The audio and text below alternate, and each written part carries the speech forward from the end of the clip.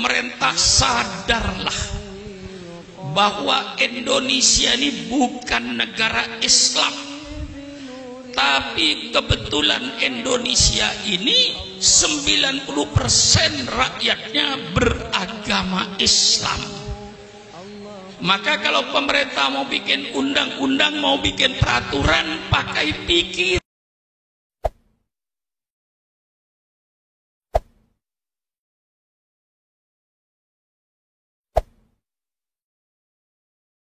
Bismillahirrahmanirrahim. Assalamualaikum warahmatullahi wabarakatuh. Waalaikumsalam warahmatullahi wabarakatuh. Yang saya hormati Pak Ustadz, kita tadi sama-sama mendengar dari Ustadz Kiai Mahmud ya, yang membicarakan atau menasihati pemerintah kita ya, baik dari DPR tingkat 1 dan tingkat 2 ya, itu bunyi atau isinya menasihati pemerintah kita untuk membuat suatu undang-undang atau berpikir ya. Jadi bagaimana menurut bapak-bapak ya, atau jemaah sekalian, menurut yang disampaikan oleh Ustadz Mahmud tadi, bagaimana Pak Ustadz? Assalamualaikum warahmatullahi wabarakatuh. Saya kira kita sudah mewakilkan wakil kita untuk duduk DPR untuk menyampaikan atau membuat suatu pesan-pesan terhadap pemerintah, membuat undang-undang. Itu sudah kita percayai pada mereka. Kalau memang itu sesuai, kita lihat aja yang kita bukan Jokowi, bukan siapa-siapa. Siapa yang kita percayakan, itu aja kita tadi style dulu bicaranya. Itu aja sementara. Bagaimana Pak Ustadz Idrus? Apa saya ya, apa yang diucapkan itu benar, tapi cara penyampaian kurang baik terhadap itu.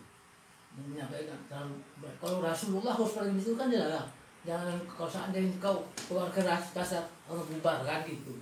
Jadi bahasa saya itu ucapannya memang benar, tapi cara menyampaikan dia yang salah. Itu aja.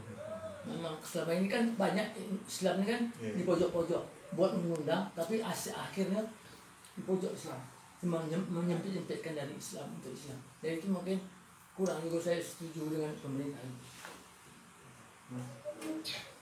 Ya. Jadi untuk selanjutnya Kita serang.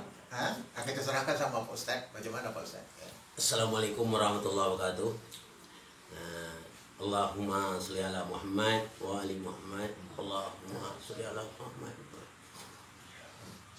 Qala Allah Ta'ala fil Qur'anil Karim, a'udzu billahi minasyaitonir rajim. Bismillahirrahmanirrahim. Wal 'asri innal insana lafi khusr illa allazina amanu wa 'amilus solihati wa tawassaw bil haqq wa tawassaw bis sabr. Ini Allah mengatakan demi masa atau demi waktu, manusia, semua manusia dalam keadaan rugi semuanya, kecuali kata Allah orang-orang yang beriman dan beramal soleh, saling menasihat sesama, maksudnya saling nasihat menasihat dengan jalan yang benar dan saling menasihat dengan sabar. Jadi kita kalau memberi nasihat pemerintah bukan tak boleh-boleh, tapi kita harus punya hikmah dengan bijaksana, dengan penuh kesabaran. Kita kalau untuk menasihati tidak boleh gegabah atau emosi. Jadi kalau kita menasihat dengan emosi, berarti kita sudah ditunggangi oleh syaitan. Itu saja yang paling penting bagi kita semua. Sebab walaupun bagaimanapun benar, kalau sistem yang kita bawa salah, akhirnya salah. Sama kita membantu orang atau apa saja bentuknya. Orang mengharap kita membantu, tapi kita barang itu benar, kita lempar dengan dia. Ambil barangnya. Bagaimana? Benar kita cara kita menyampaikan itu salah, akhirnya salah. Jadi bagi saya beranggapan tentang Kiai Mahmud itu seharusnya tak boleh kasar-kasar lah untuk menyampaikan nasihat pemerintah. Gunakan akal atau pikiran itu, rasa-rasanya agak kasar. Cobalah seandainya kita dibuat orang digitukan bagaimana? Ya perasaan orang sama saja perkataan kita. Seandainya kita digitukan orang, kita sebagai pejabat digitukan orang bagaimana? Tentu rasanya tidak enak. Jadi kata Rasulullah, yang kata Allah dan Rasulullah, ya Muhammad, hendaklah berlaku lemah lembut kamu kepada orang. Kalau seandainya kau berlaku kasar, berhati kasar, maka orang menjauhkan diri darimu. Jadi kata Allah itu dalam surat apa? Ali Imran ayat 159 jelas. Dengan rahmat Allah. Dengan rahmat Allah kamu berlaku lemah lembut. Jadi kalau kita tidak berlaku lemah lembut bukan dengan jalan Allah, mungkin jalan selain daripada Allah, itu saja. Jadi untuk nasihat Pak Kiai tadi bagus, bersemangat ya. Kata orang semangat 45, tapi kurang tersalur emosinya, itu aja. Perlu Pak Kiai digarisbawahi, emosinya agak ditahan sedikit, agak rem-rem sedikit ya. Kalau dapat kita bisa menguasai hawa nafsu kita. Ya, pikiran kita di atas, hawa nafsu kita di bawah. Sehingga kalau kita menasihat orang tidak seperti kita mau berantem saja. Tadi kan agak keras itu. Jadi kita agak lembut sedikit menyampaikan supaya yang berlima itu senang sekali menerima kita.